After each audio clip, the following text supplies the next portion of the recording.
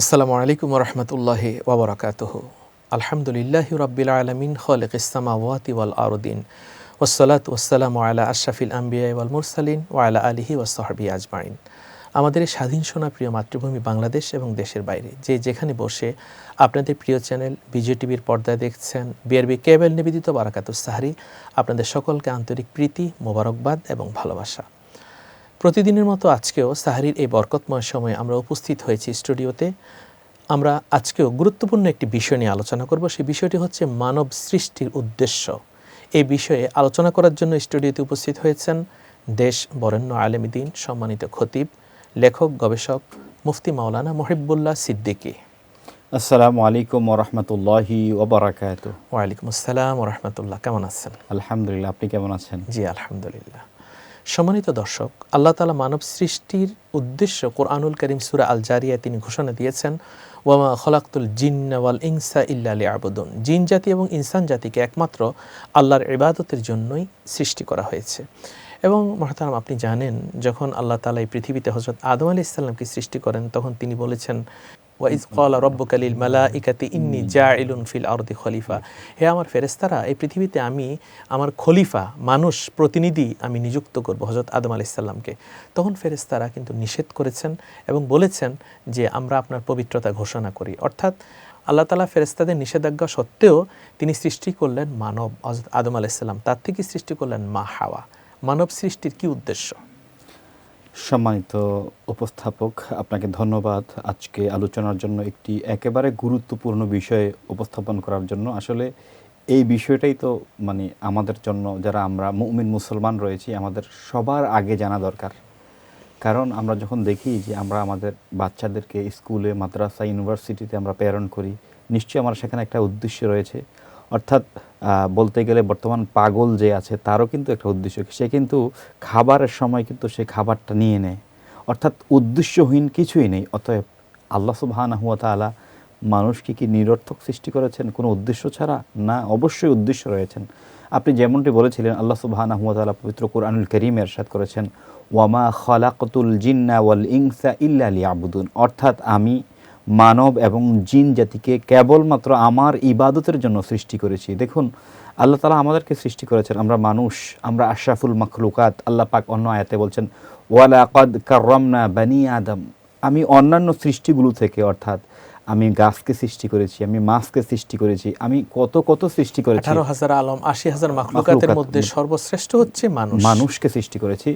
তো কেন মানুষকে সৃষ্টি করেছেন আল্লাহ পাক? আপনি যেমনটি বলছিলেন, একটি আয়াত আমরা একটু আগে শুনেছি, দ্বিতীয় আরেকটি আয়াত রয়েছে সূরাতুল মুলকের প্রথম আয়াতের মধ্যে। আল্লাহ সুবহানাহু ওয়া তাআলা বলেন, আইয়ুকুম আহসানু আমালা। আমি মানুষকে সৃষ্টি করেছি এটা দেখবার জন্য যে তোমরা আমার হুকুম আহকাম পালনে কে উত্তম সেটা নির্বাচন করার জন্য, সেটা দেখার জন্য আমি মানুষকে সৃষ্টি করেছি।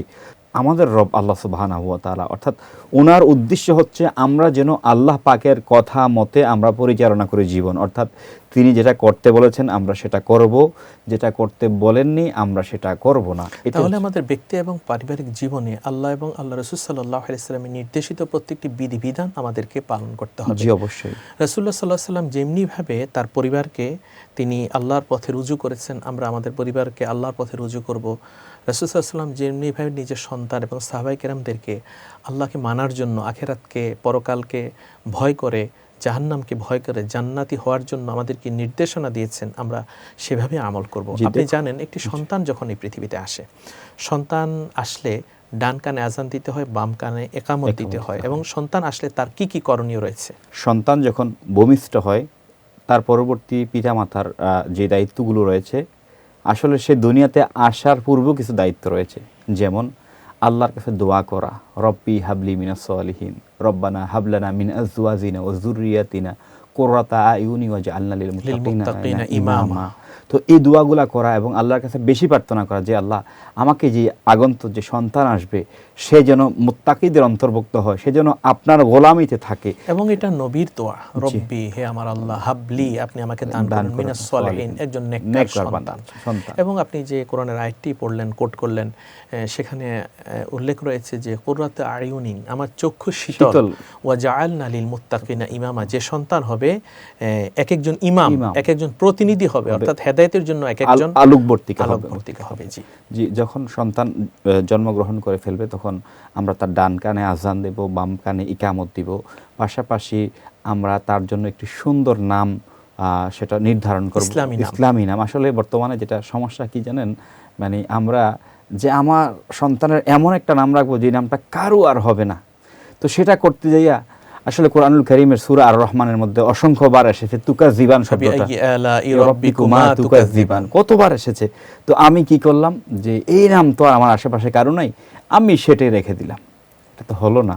সেজন্য কোন অনুগ্রহ তুমি অস্বীকার করো, তুকাজ্জিবান মানে হচ্ছে অস্বীকারী আমরা কেন এই নামটা রাখবো। সেজন্য নাম রাখার ক্ষেত্রে আমরা যেন আলেমদের শরণাপন্ন হই, ইসলামী নাম রাখা, অর্থবহ নাম রাখা। আপনি তো তুকাজ্জিবানের কথা বলেছেন, আমি একটু শেয়ার করি।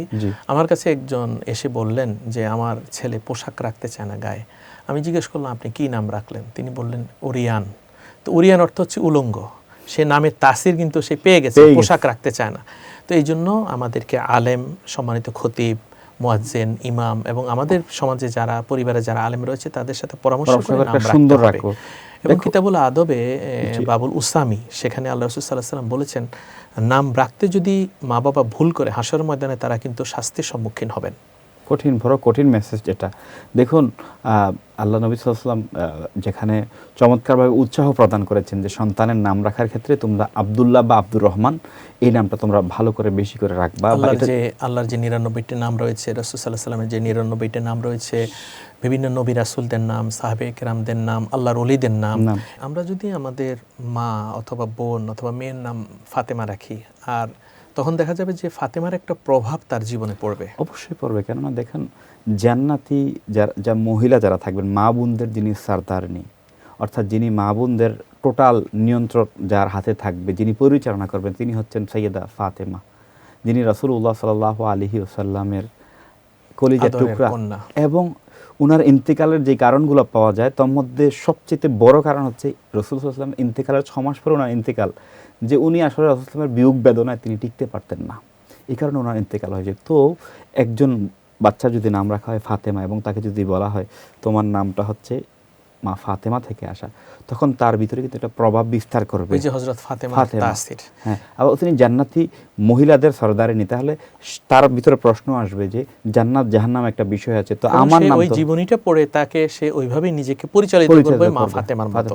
এবং আপনি জানেন যে আহলে বাইতের ভালোবাসা, আহলে বাইতের আদব শিক্ষা দেওয়ার কথা বলেছেন আল্লাহর রাসূল। একটি চমৎকার হাদিস, একেবারে প্রসিদ্ধ হাদিস, আন আলী বিন আবি তালিব রাদিয়াল্লাহু তাআলা আনহুমা قال قال رسول الله صلى الله تعالى عليه وآله وسلم أدبوا أولادكم على ثلاثة خصال على حب نبيكم وحب أهل بيته وعلى قراءة القرآن। দেখুন এই চমৎকার হাদিসটির মধ্যে হযরত আলী রাদিয়াল্লাহু তাআলা আনহু থেকে এই হাদিসটি বর্ণিত। তিনি বলছেন যে রাসূলুল্লাহ সাল্লাল্লাহু আলাইহি ওয়াসাল্লাম বলেছেন যে তোমরা তোমাদের সন্তানদেরকে, যারা ছোট হোক ছেলে হোক মেয়ে, তাদেরকে তোমরা 3টি বিষয় শিক্ষা প্রদান করো। এই হাদিসের মধ্যে 3টি বলেছেন, অন্য হাদিসে অন্য বিষয় বলতে পারেন। 1 নাম্বার হচ্ছে আলা হুব্বি নাবিয়িকুম, প্রথমত তোমরা তোমাদের সন্তানদের মনের মধ্যে তোমাদের নবী রহমাতুল্লিল আলামিন নবীজির প্রেম ভালোবাসা শিক্ষা দাও। দ্বিতীয় হচ্ছে ওহুব্বে আহলে বাইতিহি, ওনার যে পরিবার পরিজন রয়েছে, সাইয়েদনা হযরত আলী, সাইয়েদা ফাতেমা, হযরত হাসান, হযরত হুসাইন, এই 4 জন এবং নবীজি হচ্ছে আহলে বাইত, যে তোমরা এই আহলে বাইতের মহাব্বত তোমাদের সন্তানদেরকে শিক্ষা দাও। এবং তৃতীয় বলেছেন ওয়া আলা কিরাআতিল কোরআন। দেখুন প্রথম যেটা এনেছেন যে নবীজির মহাব্বত শিক্ষা দাও, কারণ কি নবীজি হচ্ছে ইমান শিক্ষা দাও তোমরা, আর ইমানের পরিবার বিষয় শিক্ষা দাও। দ্বিতীয়ত একটা আমলের কথা বলেছেন ওয়া আলা কিরাআতিল কোরআন, তোমাদের সন্তানদেরকে কেরাআত শিক্ষা দাও, কোরআন শরীফ শিক্ষা দাও। কেননা যিনি কোরআন মুখস্থকারী বা তেলাওয়াতকারী হাসরের ময়দানে তিনি এমন একটি ছায়ায় থাকবেন, যেই ছায়া হাসরের ময়দানে শুধুমাত্র কোরআনুল কারীম হিফজকারী, কোরআনুল কারীমের কিছু অংশ বিশেষ হিফজকারী তাদের জন্য সংরক্ষিত থাকবে, আর এই ছায়া ছাড়া হাসরের ময়দানে অন্য কোনো ছায়া থাকবে না। সেজন্য আমাদের সন্তান যারা রয়েছেন, বাচ্চা যারা রয়েছেন, তাদেরকে আমরা নবী রাসূলদের গল্প শোনাবো, তাদেরকে আমরা নবী পাক এর পরিবার পরিজনের গল্প শোনাবো। ইমাম হাসানের কত সুন্দর গল্প রয়েছে, ইমাম হুসাইনের কত সুন্দর গল্প রয়েছে, অর্থাৎ সেই গল্পগুলো শুনলেই তাদের জীবনটা সেই পথে আলোকিত হবে। জি আলহামদুলিল্লাহ, আমরা আপনার আলোচনা শুনবো মুহতারাম। সময় হলো একটি বিরতিতে যাবার। সম্মানিত দর্শক শ্রোতা, আপনারা আমাদের সাথে থাকুন।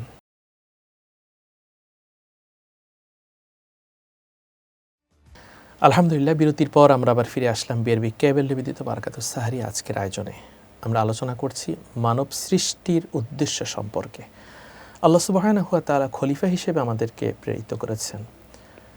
একটা নারী, একটা পুরুষ, তারা বিবাহ বন্ধনে আবদ্ধ হয় আল্লাহ এবং আল্লাহ রাসূলের নির্দেশিত পন্থায়। বিবাহ বহির্ভূত কোনো কাজ করার কি কোনো সুযোগ রয়েছে? আসলে আল্লাহ সুবহানাহু ওয়া তাআলা পবিত্র কুরআনুল কারীমে চমৎকারভাবে সূরা নিসার প্রথম আয়াতে তিনি বলেছেন, ইয়া আইয়ুহান নাসুত্তাকু রাব্বাকুমুল্লাযী খালাকাকুম মিন নাফসিন ওয়াহিদা ওয়া খালাকা মিনহা যাওজাহা ওয়া বাসসা মিনহুমা রিজালান কাসীরান ওয়া নিসাআ ওয়াত্তাকুল্লাহাল্লাযী তাসাআলুনা বিহি ওয়াল আরহাম ইন্নাল্লাহা কানা আলাইকুম রাকীবা। ইন্নাল্লাহা কানা আলাইকুম রাকিবা। এই আয়াতের মধ্যে আমাদের বিবাহর যে সিস্টেমটা রয়েছে পরিপূর্ণভাবে চলে আসছে। অতএব একজন প্রাপ্তবয়স্ক পুরুষ এবং প্রাপ্তবয়স্ক নারীর জন্য, মহিলার জন্য আপনার বিবাহ বহির্ভূত কোনো প্রকার সম্পর্ক করার কোনো সুযোগ নেই। যেটা করা হবে সেটা জেনা হবে এবং হারাম হবে ইসলামী শরীয়তে। আমাদের উচিত যে হালাল পন্থায়, যে বৈধ পন্থায় যে সম্পর্ক রয়েছে, দুটি মনের মধ্যে মিলনের যেই সিস্টেম পদ্ধতি রয়েছে সেটা আমাদের সেটা বৈধ পন্থায় হতে হবে। এবং এই বিয়ের মাধ্যমে কিন্তু আমাদের সমাজ, পরিবার এবং আমাদের যে বংশবিস্তার সকল কিছু হয়। আমরা দেখতে পাই যে আমাদের যে ঘর, আমাদের যে পরিবার বা আমাদের যে সমাজ, সেখানে যে আল্লাহর বিধিবিধান মানলেই আমাদের জন্য শান্তি রয়েছে। আল্লাহর কি কি বিধিবিধান আমরা মানব? দেখুন, আল্লাহ সুবহানাহু ওয়া তাআলা তো আমাদেরকে সৃষ্টি করেছেন ওনার বিধিবিধানগুলো মানার জন্য। আল্লাহ সুবহানাহু ওয়া তাআলা কুরআনুল কারীমের মধ্যে তিনি ইরশাদ করেছেন যে এই সেই কোরআন, যেই কোরআনের মধ্যে আমি কোনো কিছুর আলোচনা বাকি রাখিনি। দেখুন, এখানে সব কিছু রয়েছে এবং এই কোরআন দিয়েছেন আমাদের গাইডলাইনের জন্য। পাশাপাশি নবী করিম সাল্লাল্লাহু আলাইহি সাল্লামের অনুসরণের কথাও কিন্তু এই কোরআনে রয়েছে। আল্লাহ পাক বলছেন, কুল ইন কুনতুম তুহিব্বুনাল্লাহা ফাত্তাবিউনি ইউহিব্বুকুমুল্লাহ ওয়া ইয়াগফির লাকুম যুনুবাকুম ওয়াল্লাহু গফুরুর রহিম। চমৎকারভাবে আল্লাহ বলছেন, কুল ইয়া রাসূলুল্লাহ, ইয়া হাবিবাল্লাহ, আপনি বলে দিন আপনার উম্মতদেরকে, ইন কুনতুম তুহিব্বুনাল্লাহ, তোমরা যদি আমি আল্লাহকে ভালোবাসতে চাও। দেখুন, আমরা নামাজ পড়ছি আল্লাহর জন্য, যাকাত দিচ্ছি আল্লাহর জন্য, আল্লাহর ভালোবাসা পাওয়ার জন্য, রোজা রাখছি আল্লাহর জন্য। আর আল্লাহ বলছেন, তোমরা যদি আমার ভালোবাসা পেতে যাও, কুল ইন কুনতুম তুহিব্বুনাল্লাহ ফাত্তাবিউনি, আমার যে রাসূলুল্লাহ রয়েছে, রাহমাতুল লিল আলামিন নবী রয়েছে, ওনাকে অনুসরণ করো। আর ওনাকে অনুসরণ করলে কি হবে? ইউহিব্বুকুমুল্লাহ, আল্লাহ তোমাদেরকে ভালোবেসে ফেলবেন।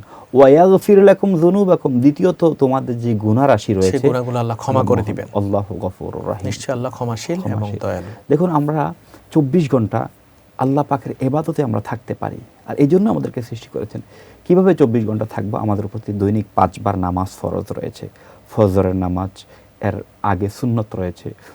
জোহরের নামাজ, এর আগে 4 রাকাত সুন্নত, পরে 2 রাকাত সুন্নত এবং 2 রাকাত নফল রয়েছে। আসরের নামাজ প্রথমে 4 রাকাত সুন্নত, তারপরে 4 রাকাত ফরজ রয়েছে।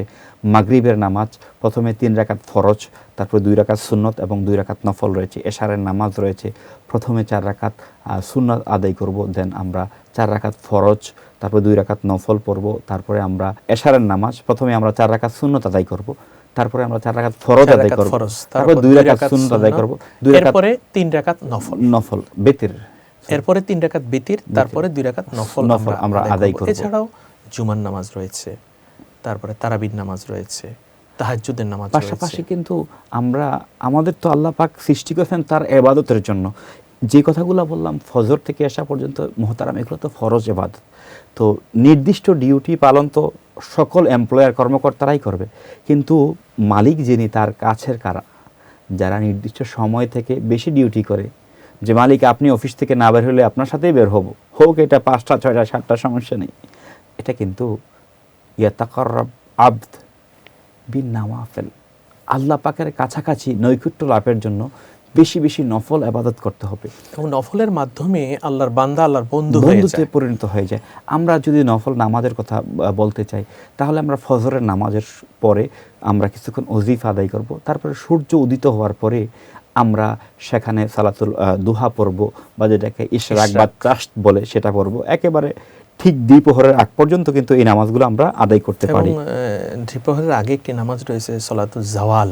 জি, জাওয়াল। হযরত মুজাদ্দিদ আল-ফাসানি রাহমাতুল্লাহ আলাইহি তিনি যে নামাজটি আদায় করতেন। এরপরে মাগরিবের পরে 6 রাকাত রয়েছে সলাতুল আওয়াবিন, এরপরে রয়েছে তাহাজ্জুদ শেষ রাতে। এই নামাজগুলো আদায়ের মাধ্যমে আমরা আল্লাহ পাকের সাধারণ বান্দা থেকে আমরা বন্ধুতে রূপান্তরিত হতে পারি। এবং আপনি পাশাপাশি জানেন আমাদের প্রিয় নবী হযরত মুহাম্মদ সাল্লাল্লাহু আলাইহি সাল্লামের প্রতি দুরূদ শরীফ পড়লে অনেক লাভ। মান সাল্লা আলাইয়া ওয়াহিদান সাল্লাল্লাহু আলাইহি আশারা, কেউ যদি একবার নবীর উপর দুরূদ পড়ে আল্লাহ তার প্রতি 10 বার রহমত নাজিল করেন। দৈনিক আমরা কতবার রাসূল সাল্লাল্লাহু আলাইহি সাল্লামের প্রতি দুরূদ শরীফ পড়ব?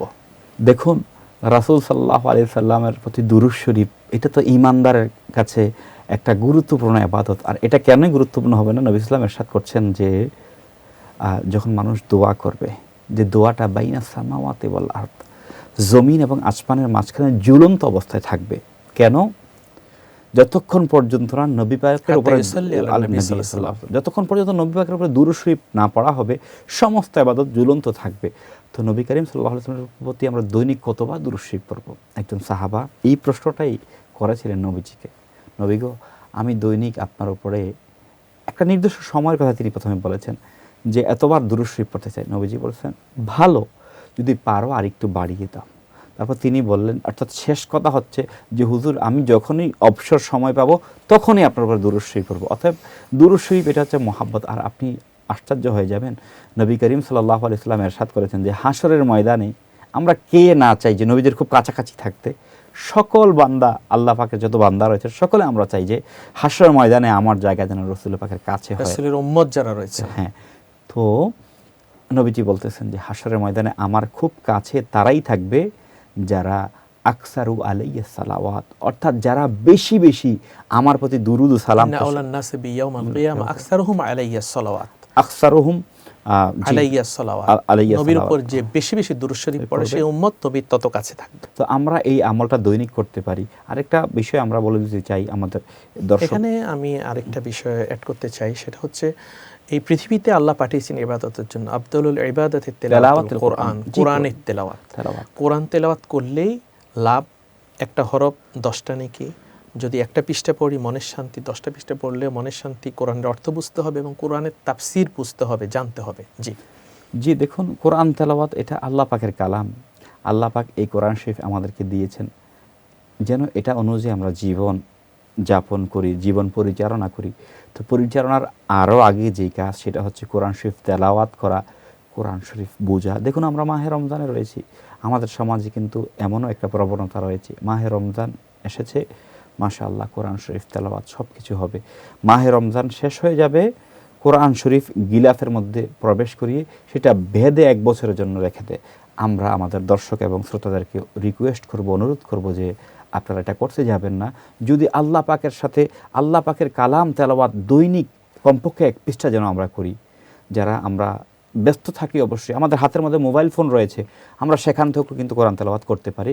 এই কোরআন তেলাওয়াতের মাধ্যমে আল্লাহ পাকেরও অনেক নৈকট্যতা অর্জন করা যায়। জি, আপনি অনেক সুন্দর আলোচনা করেছেন। বিজয় টিভির পক্ষ থেকে আপনাকে অনেক অনেক মোবারকবাদ। আপনাকে অনেক ধন্যবাদ। আলহামদুলিল্লাহ, ধন্যবাদ জানাচ্ছি আমাদের সম্মানিত দর্শক শ্রোতা আপনাদেরকে। মানব সৃষ্টির উদ্দেশ্য আল্লাহর ইবাদত, প্রতি নিঃশ্বাসে জিকির করা যায়। নকশবন্দি মুজাদ্দিদের তরিকা লা ইলাহা ইল্লাল্লাহ যখন নিঃশ্বাস নিব, মুহাম্মদ রাসূলুল্লাহ যখন নিঃশ্বাস ফেলব, আমরা যখন ঘুমাবো তখনও কিন্তু এই কালমা শরীফের জিকির সদা সর্বদা আমরা আমল করতে পারি। আর ঘুমাতে গেলে আমরা অজুর সাথে ঘুমাবো। কোনো মানুষের সাথে কথা বললে আমরা হাসি মুখে কথা বলবো। আর যদি একজন ভাইয়ের দিকে তাকিয়ে মুস্কি হাসিও দেই, তাবাসসামুকা ফি ওয়াজহি আখিকা সাদাকা, রাসূলুল্লাহ সাল্লাল্লাহু আলাইহি ওয়াসাল্লাম বলেছেন এটি একটি সাদাকার সওয়াব হবে। আমরা কারো কোনো ক্ষতি করব না, আমার হাত দিয়ে, আমার জবান দিয়ে। আল্লাহ সুবহানাহু ওয়া তাআলা আমাদেরকে সেই পথেই পরিচালিত করুন। তাহলে আল্লাহ যে আমাদের যে উদ্দেশ্যে সৃষ্টি করেছেন সেই উদ্দেশ্য সফল হবে। মাহে রমাদানে রোজা রেখেছি আল্লাহর জন্য। আল্লাহ আমাদের সিয়াম, কিয়াম সকলের ইবাদত কবুল করুন, আল্লাহুম্মা আমিন। সম্মানিত দর্শক শ্রোতা, দেখতে দেখতে আজকের আয়োজনের একেবারে শেষ পর্যায়ে চলে এসেছি। দেখা হবে আগামীকাল আপনাদের প্রিয় চ্যানেল বিজয় টিভিতে। সকলে সুস্থ সুন্দর থাকুন। আল্লাহ হাফেজ। ওয়াসসালামু আলাইকুম ওয়া রাহমাতুল্লাহি ওয়া বারাকাতুহু।